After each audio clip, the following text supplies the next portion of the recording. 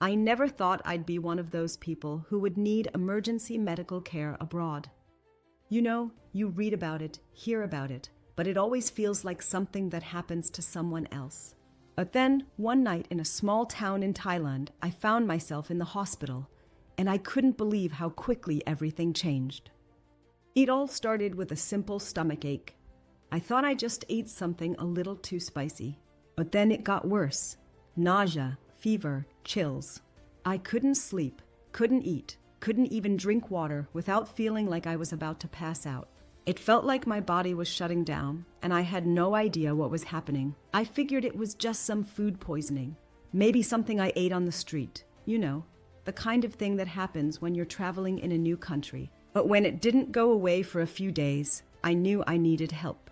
I was alone, no friends around, and the language barrier made everything harder. I wasn't sure how to even find a doctor, let alone navigate the costs and all the paperwork involved. The last thing you want when you're sick is to worry about the price of care or whether or not you're going to get stuck with a huge bill you can't afford. That's when it hit me. I remembered I had travel insurance. I had signed up for it last minute before my trip, something I'd never done before. I wasn't even sure what it covered, but in that moment I knew I had to try. I grabbed my phone, found the insurance contact details, and within minutes, I was speaking with someone on the line. I felt this weight lift off my shoulders. They took care of everything, finding me a nearby hospital, arranging transportation, and even covering the costs up front. I couldn't believe how simple it was.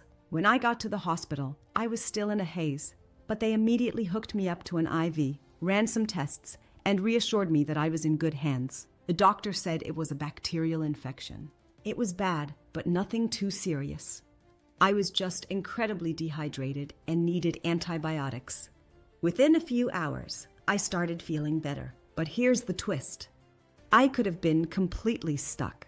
If I didn't have insurance, I would have had to pay out of pocket for all of that. And trust me, medical care abroad isn't cheap.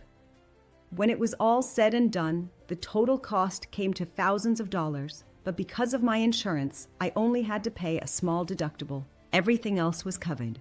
It felt like I dodged a bullet. And you know what? I'm so glad I took that extra step before my trip. That emergency care was a lifesaver. If I can give you one tip, just one thing to remember, make sure you get travel insurance. I'm not just saying that because it sounds good. I've been there. I've needed it, and it saved me. I use rs.insure. I genuinely do, and it's not just a recommendation, it's a hack I trust. If you're traveling, it's worth the peace of mind. You never know when you'll need it, but when you do, you'll be so glad you have it. Trust me on this one.